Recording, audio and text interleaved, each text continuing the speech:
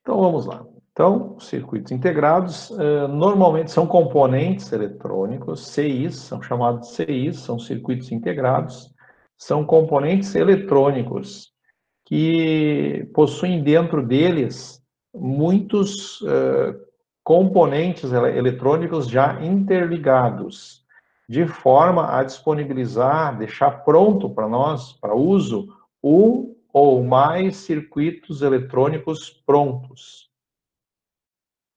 Então, eles, como o nome diz, está integrado dentro deles, estão integrados dentro deles vários componentes, mas não são componentes soltos, são componentes já interligados, de forma a que o circuito integrado nos forneça algo pronto. Pode ser um ou mais circuitos com alguma função.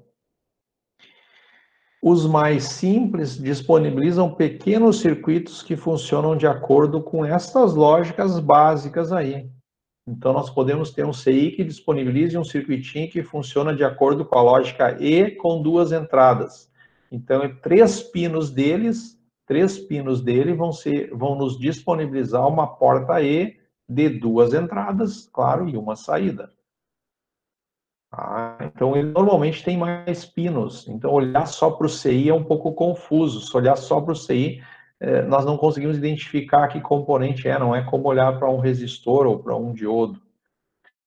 Então, o CI é um componente que tem um aspecto muito genérico, assim, né? Então, aqui podemos ter CIs amplificadores, CIs reguladores de tensão, CIs microprocessadores, CIs microcontroladores, CIs que disponibilizam portas lógicas básicas, CIs contadores, CIs com decodificadores, CIs com circuitos multiplexadores. Na verdade, são circuitos integrados com circuitos, né, multiplexadores, com circuitos reguladores de tensão, com circuitos contadores, com circuitos que funcionam como uma porta E, com circuitos que funcionam como uma porta OU. Então, é isso. Então, tem uma definição aqui, né? Esse material está lá para vocês. Então, são componentes eletrônicos constituídos por diversos outros componentes interligados entre si de forma a disponibilizar um ou mais circuitos prontos e, é claro, com alguma função específica. Aqui tem uma figurinha, lá no final vai aparecer outra, mas se você olhar um CI, o núcleo de silício, onde o CI realmente é construído, ele fica praticamente só lá no centro do CI. O espaço, demais espaço é para poder espalhar um pouco os terminais, para você ter acesso aos terminais. Então, o circuito integrado acaba sendo ainda menor do que o componente. A parte onde tem a integração dos componentes é mais ali no centro do CI, onde está dito aqui, ó, núcleo de elementos ativos. E os terminais onde a gente conecta, né, o encapsulamento, né, de epóxi, algum material isolante, claro. E aqui, então, lá no meio, o condutor, o circuito, material semicondutor, do qual é constituído o circuito. Sobre esta quantidade, se um circuito integrado tem mais ou tem menos portas, né, maior ou menor integração, existe uma classificação que, ao longo do tempo, foi se criando em função de classificar se o CI tem mais integração ou menos integração. Né? Então, aquele que tiver menos de 10 portas dentro do CI, portas entendam aquelas funções lógicas que a gente viu. Menos de 10 portas, ele teria, então, de pequena escala de integração. Isso aqui vem do inglês, small escala de integração. Então, pequena escala de integração. Vocês vão trabalhar com CIs desse tipo aqui e com CIs desse tipo aqui, do segundo. Média escala de integração. Tem mais de 10 portas lógicas e menos de 100 portas dentro do CI. Entendam portas lógicas, essas funções que nós estávamos estudando agora há pouco. Uma E, uma OU, uma NOT, uma NAND, uma XOR. Claro que não só, às vezes estão interligados, né? Vocês vão trabalhar com CIs dessa segunda escala, que já disponibilizam circuitos prontos, um pouco mais complexo do que portas lógicas. E vão trabalhar com circuitos da primeira escala ali, que disponibilizam apenas portas lógicas.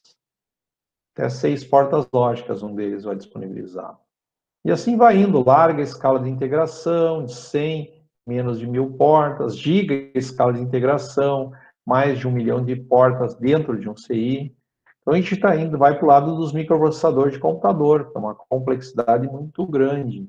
Então a gente não, quando vai para esses componentes com uma grande escala de integração, você tem circuitos eletrônicos muito complexos. Aqui a gente fez alguns circuitinhos ali que vocês viram, né? É algo, né, muito longe daquilo, muito mais complexo que aquilo ali.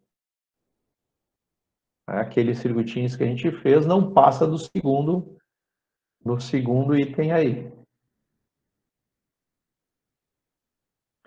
Também na forma que eles aparecem, nas formas que eles aparecem encapsulados, também varia muito. É muito comum esse encapsulamento ali, tá? E tem esse outro de baixo aqui também tem sido muito comum para esse aqui exposto, né? Montagem através da placa, seria o modelo PTH, e o SMT, montagem na superfície da placa. Você faz a soldagem em cima da placa e não perfura a placa, aonde ele vai ser colocado. Placa, a gente está falando em placa de circuito impresso, que é outra coisa. O circuito integrado é uma coisa e a placa de circuito impresso é a placa que tem trilhas e condutores que foram constituídos ali por usando uma tecnologia ou outra para constituir eles, né? Que interligam os componentes. Então, você tem que soldar os componentes ali no lugar destinado para ele. Então, se a soldagem for através da placa, que você tem que furar a placa, que é bem comum, né? Você então tem esse modelo PTH e o SMT, que é a montagem de superfície na placa, né? Você solda, pode ver que os terminais são dobradinhos aqui, e aqueles são mais afiados, ou afiudos, como diz o meu baixinho aqui. Bom, como eu disse para vocês, um circuito integrado, quando a gente olha para ele não nos diz muita coisa, né? A gente olha em cima dele, vê um componente normalmente preto com algum número em cima, com apenas algum número. Então, os CIs, os circuitos integrados clássicos, isso varia um pouquinho, muda um pouquinho em alguns modelos, mas uma forma bem comum de numeração, quando ele for mais quadrado, mudar um pouquinho, ele vai mudar um pouco isso aí. Mas uma forma bem comum de enumeração de CIs é essa aqui. Você pega o CI, coloca esse chanfro aqui para a esquerda, um rebaixo que tem aqui para a esquerda, e daí você tem aqui embaixo o número 1. Aí você segue uma contagem aí, anti-horária, até chegar no pino último pino. Nesse caso, o último pino é o 14. Né? Então, 1, 2, 3, 4, 5, 6, 7. Beleza. 8, 9, 10, 11, 12, 13, 14. Então, esses CIs que tiver esse número de pinos pares, tiver essa constituição mais clássica de CI, esse formato aqui, mais clássico de CI, aqui nós temos o pino 1, 2, 3, 4, 5, 6, 7, 8, e esse vai ter até o 16. Do outro lado, lá temos o 16. Então, aqui tem um rebaixo aqui do lado esquerdo. Colocamos o rebaixo para o lado esquerdo. Esse aqui tem um pontinho ali. Então, nós colocamos esse rebaixo para o lado esquerdo e começamos a contar aqui. A gente costuma dizer que esses primeiros pinos desse lado são o conjunto de pinos de numeração baixa. E os conjuntos de pinos do outro lado são os conjuntos de pinos de numeração alta. Tá? Então, aqui, o rebaixo dá para ver melhor aqui, essa meia lua ali, Tá? Claro, se você está nesse formato de CI, se você vai para outros formatos de CI, tem que consultar o manual dele para ver como estão os seus pinos numerados. Mas esse formato que a gente está falando é o formato mais clássico de CI, que é esse padrão retangular. Então, nós temos, isso é importante, os que nós vamos trabalhar possuem esse padrão de numeração. Então, quando vocês pegar um CI, tem que saber onde está o pino 1, vocês vão pegar, nem que seja virtualmente aqui, né? Então, vocês têm que saber aonde está o pino 1 e aonde segue a contagem, onde está o pino 1 e onde está o pino último. Nesse caso, são 14 pinos. Poderia ser 16, poderia ser menos, poderia ser mais, podia ser 20. Então, se fosse 16, este era o 1, o último aqui seria o 8, e o último lá seria o 16. Outro detalhe que está evidente aqui, ó, que é muito comum, mas não é em todos os CIs que acontece isso, mas que é muito comum que o último pino de numeração baixa seja o ponto onde o CI tem que ser alimentado com o negativo. E o último pino de numeração alta é o ponto onde o CI tem que ser alimentado com positivo. O circuito integrado precisa ser alimentado, ele precisa receber a tensão de alimentação, que nós vamos comentar agora valores logo adiante. Então, essa alimentação não aparece aqui para onde ela vai, no caso desse modelo aqui, né? Mas ela está interligada com esses circuitinhos. Essas funções lógicas que estão aparecendo aqui, elas estão representando que aqui existem 4 circuitos eletrônicos independentes que funcionam cada um deles com a lógica E. Então, já aparece o símbolo da lógica E. Esse CI nos disponibiliza 4 portas lógicas E de 2 entradas. A gente pode dizer assim, esse CI nos disponibiliza 4 portas E de 2 entradas. Ou esse CI nos disponibiliza circuitos, 4 circuitos de 2 entradas que funcionam conforme a lógica E. É o que ele nos disponibiliza. Bom, nós vamos seguir agora. Então, nós temos as famílias de CIs. Tem um conceito que caracteriza a tecnologia de construção do CI. Os CIs podem ser construídos por tecnologias diferentes, mas para disponibilizar circuitos que tenham a mesma lógica. Então, eu posso, segundo uma tecnologia, construir um circuito que me disponibilize 4 portas lógicas E de 2 entradas. Mas eu posso fazer por outra tecnologia, né, pode ser construído por outra tecnologia, um CI, um outro CI que também disponibilize 4 portas lógicas E de 2 entradas, mas foram construídos por tecnologias diferentes. Isso tende a ter algumas diferenças de alimentação, de circulação de corrente, mas a lógica que eles disponibilizam é a mesma. Então, estão sendo oferecidos, digamos assim, as duas tecnologias estão oferecendo o mesmo componente, mas como são construídos por tecnologias diferentes, eles tendem a ter algumas diferenças. Tá aqui, então, né?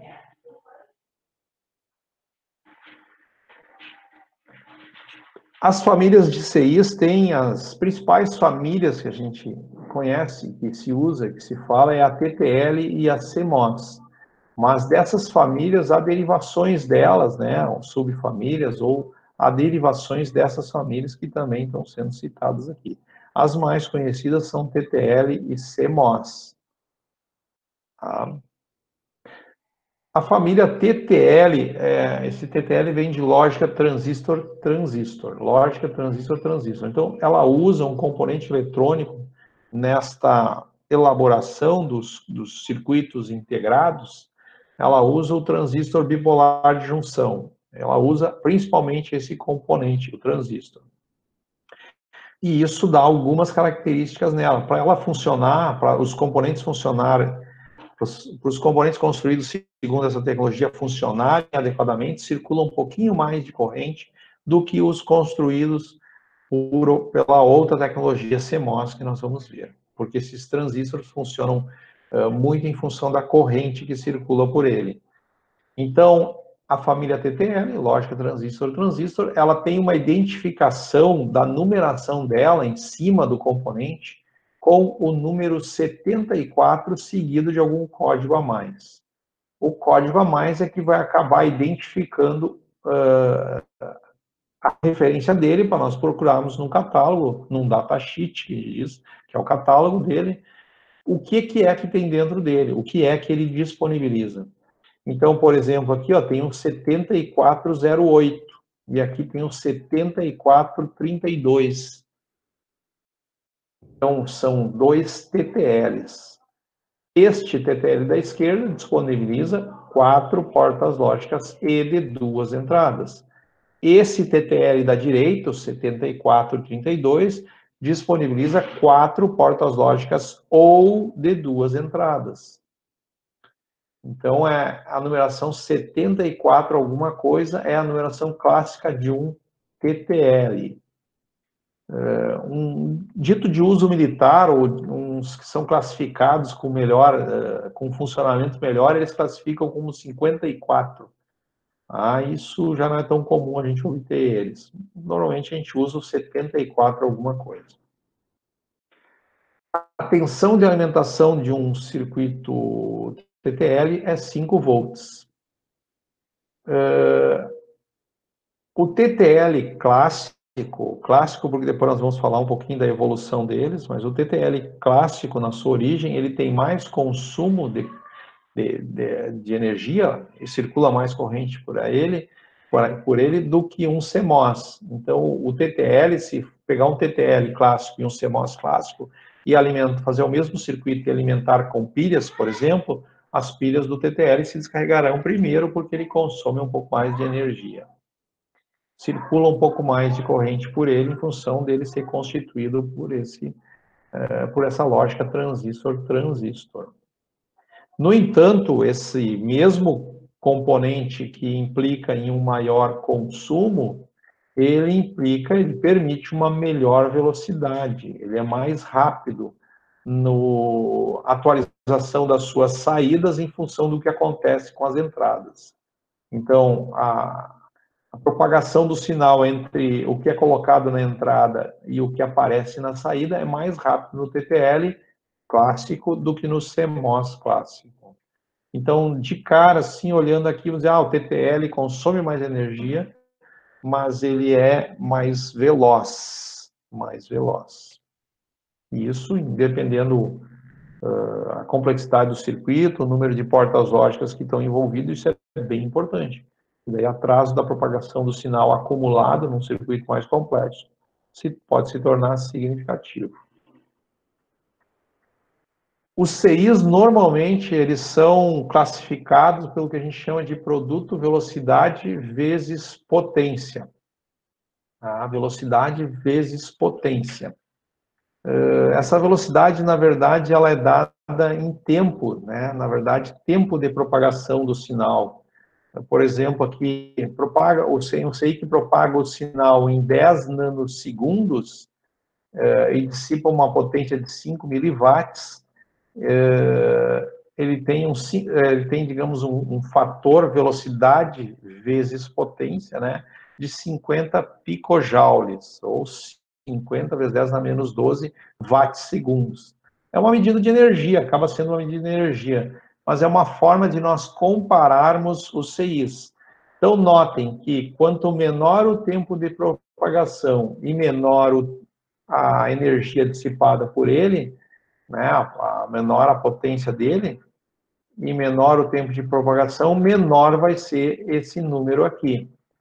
É o consumo de energia, pode-se dizer, né? É a energia consumida ao propagar o sinal. Então, quanto menor esse número, melhor. Então, a comparação se dá por esse indicador, mas quanto menor, melhor. Porque é como uma medida de energia, na verdade. Produto, velocidade vezes potência é uma medida de energia. Ele faz mais demorado, mas ele consome menos energia. Ele faz mais rápido, mas ele consome mais energia, mas ele faz mais rápido. Então, ele pode acabar consumindo um CI que faz uma propagação de sinal mais demorado e consome menos energia, pode consumir a mesma energia que um CI que faz uma propagação de sinal mais rápida e consome mais energia. Então, aqui tem o TTL, então, clássico, está aqui, ó, ela é 54 ou 74. 54 ou 74. Ele tem uma propagação de sinal típica na ordem de 10 nanosegundos e uma potência de 10 miliwatts. E o produto velocidade vezes potência dele é de 100 picojoules.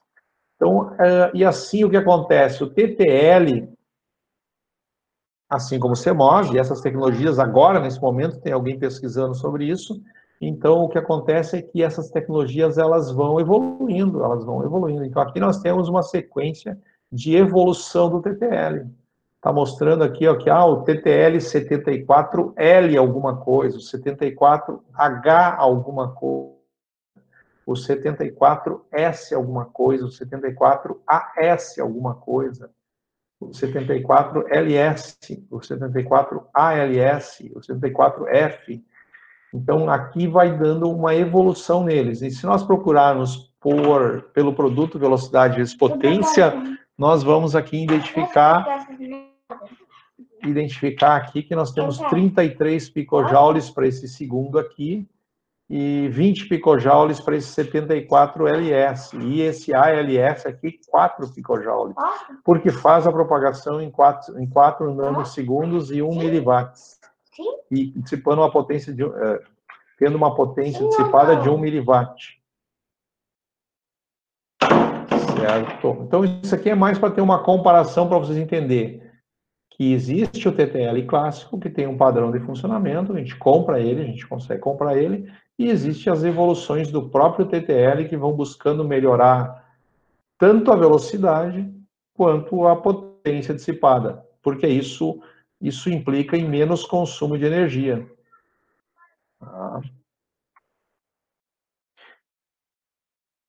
Certo. O CMOS, então, semicondutor complementar de óxido metálico. Ele tem um funcionamento diferente, ele usa os transistores de efeito de campo, que são transistores que precisam mais aplicação de tensão do que circulação de corrente para eles funcionar, mais pelo efeito do campo. Então, o que acontece? Para eles serem acionados, circula menos corrente. E por circular menos corrente, então, eles consomem, né? Eles, em comparação, o CMOS clássico, em comparação com o TTL, ele tem menor consumo, menor potência. Ele, então, é numerado normalmente com 40, ou às vezes aparece um 1 na frente, 40. Essa é a numeração clássica de um CMOS, ter o número 40 na frente, ou principalmente o número 4 na frente, é uma numeração clássica de um CMOS. No entanto, vocês viram que as evoluções do TTL, eles evoluíram o TTL usando o número 74 e acrescentando alguma letra a mais, né? Alguma letra a mais para caracterizar a evolução do TTL. O CMOS, na evolução eles passaram a identificar ele também com 74, mas com a presença de uma letra C junto aí. O 74 com a presença de uma letra C. Então, o CMOS, por quê? Porque eles buscam que ele tenha maior velocidade, se aproxime ao TTL, então, uma espécie de padronização, como se os CIs passassem a ser identificados todos por 74, numa ideia de que, bom, não tem muita diferença entre eles. Mas existem ainda certas diferenças, né? O TTL clássico, ele tem uma flexibilidade de alimentação de 4, 3, depende, tem que olhar o manual do CI, mas ele tem uma boa flexibilidade de alimentação. O CMOS clássico, ele é mais lento, né, do que o TTL. Ele é mais lento que o TTL. Então, aqui nós temos dois exemplos, o 4081 e o 4071. O 4081 disponibiliza 4 portas lógicas E de 2 entradas e o 4071, 4 portas ou de 2 entradas. Então, aqui nós temos mais uma diferença entre eles, no modelo clássico. No modelo clássico, se vocês olharem aqui, ó, essas portas lógicas aqui, ó, todas estão com as suas saídas apontando para a direita. Todas as saídas dessas 4 portas lógicas dentro de cada CI apontam para a direita. Eles estão disponibilizando a mesma coisa que aquele CMOS lá. Só que a disposição dos pinos daquele CMOS clássico lá é diferente. Duas portas apontam para a direita e duas portas apontam a sua saída para a esquerda. Ou seja, as saídas não estão todas apontando para a esquerda, elas estão para o meio do CI. As saídas estão no meio do CI. Então, existe uma diferença de pinagem também no TTL clássico para o CMOS clássico. Então, esses que disponibilizam portas básicas, aqui tem um exemplo de diferença de pinagem. O 7408 disponibiliza 4 portas Z de 2 entradas, construídos segundo a tecnologia TTL. E o 4081 disponibiliza 4 portas Z de 2 entradas, construídos segundo a tecnologia CMOS. As portas estão com entrada no pino 1, pino 2, saída no 3, e o 4 é a saída da próxima porta. E não, o 4 é a entrada da próxima porta, a saída da próxima porta está lá no 6. Então, isso é importante também. Se você estiver trabalhando com o CI clássico, essa diferença é bem importante. A evolução do CMOS, então, vocês vão ver aqui, ó, o 40 alguma coisa, ou 1,4 alguma coisa. 74C já é uma evolução de CMOS, 74HC, 74HCT, 74AC, 74ACT, esses 74 são CMOS já evoluído em relação ao seu modelo clássico, né? É uma versão melhorada. Em que eles melhoram? Bom, eles buscam melhorar na velocidade, né? Buscar aproximar a velocidade de consumo, melhorar, diminuir o consumo e aumentar a velocidade. E aqui ainda tem algumas questões que aparecem nessa tabela, evidenciando que também a mudança pode também implicar em uma pinagem totalmente compatível com o TTL, ou seja, um CMOS e a pinagem não tenha essa diferença aqui, ó. E ele adote, que esse CMOS adota a pinagem do TTL. Isso, então, aqui é onde diz nessa coluna aqui, ó, 74C, ele tem pinagem compatível, 74HC tem pinagem compatível, HCT tem pinagem compatível, assim, ó, vários têm pinagem compatível. E mais um detalhe, como eles são construídos por tecnologias diferentes, eles tendem a ter características elétricas diferentes.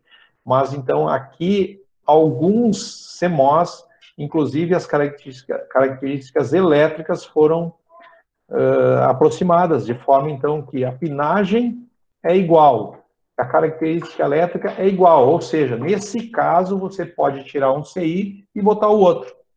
Você pode fazer uma manutenção, trocar um TTL por um CMOS, nesse caso, onde a pinagem é igual e as características elétricas são iguais, que nós temos isso nesse HCT e nesses dois últimos aqui, né? Nesse ACT, HCTXX e a 74 AHCT também aqui, ó. E aqui tem a comparação da velocidade, né? Então, ó, esse primeiro, ele é lento em relação ao TTL. O CMOS clássico é lento em relação ao TTL. Mas o CMOS, esse aí que é compatível, esse 74HCT, ele tem velocidade já comparável com um TTL 74LS, ou seja, com um TTL já melhor do que o clássico. Então, esse CMOS já é melhor que o TTL clássico. Ele oferece uma velocidade comparável ao 74LS. Se a gente for lá, a gente pode ver o 74LS aqui.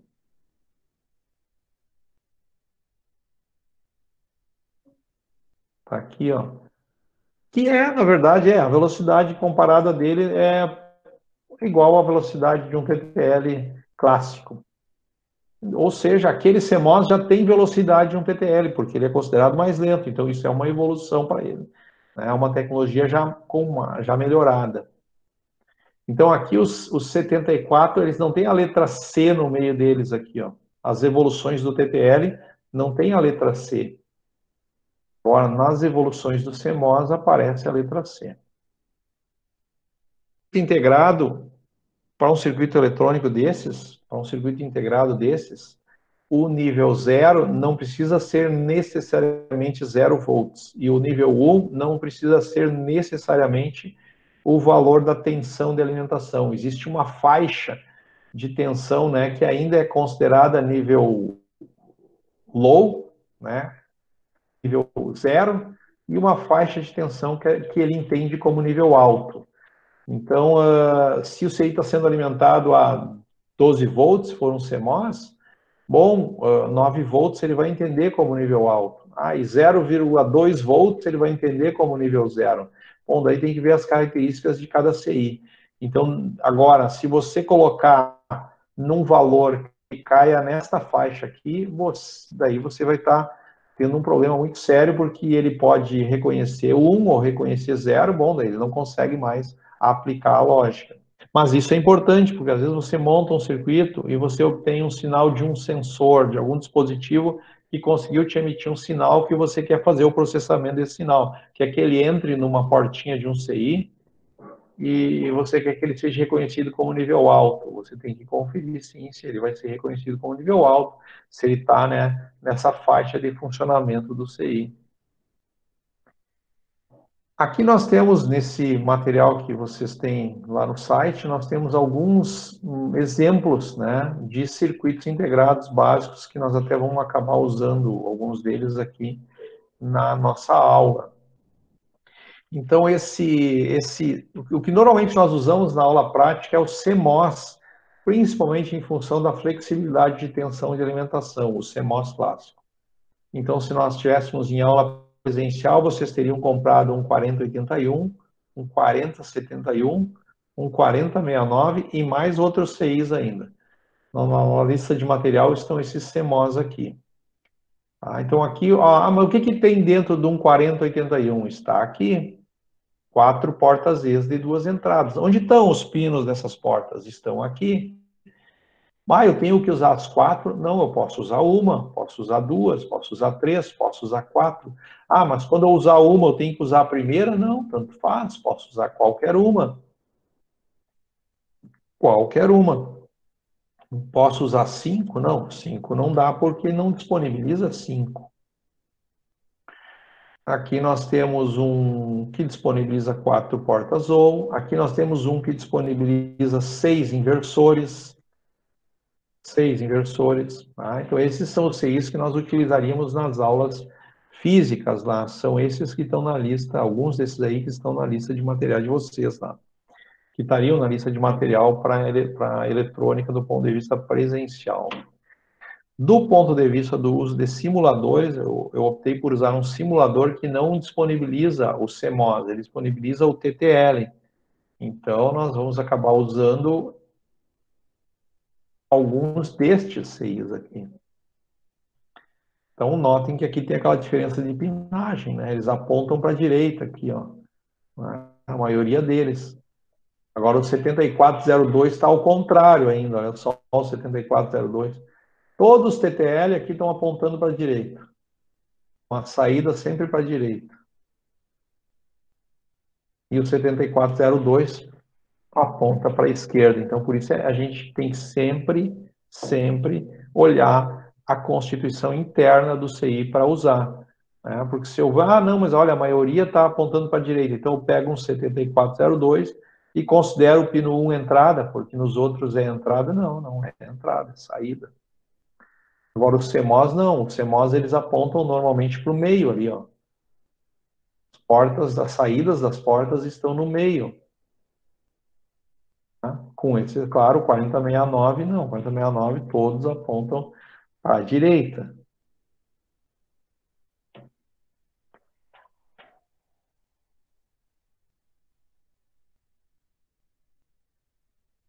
Aqui volta aquela figura, onde mostra o núcleo ali, onde realmente está o circuito integrado e os condutores para poder estender os terminais, para se ter acesso aos terminais, né, porque a compactação ali é muito grande.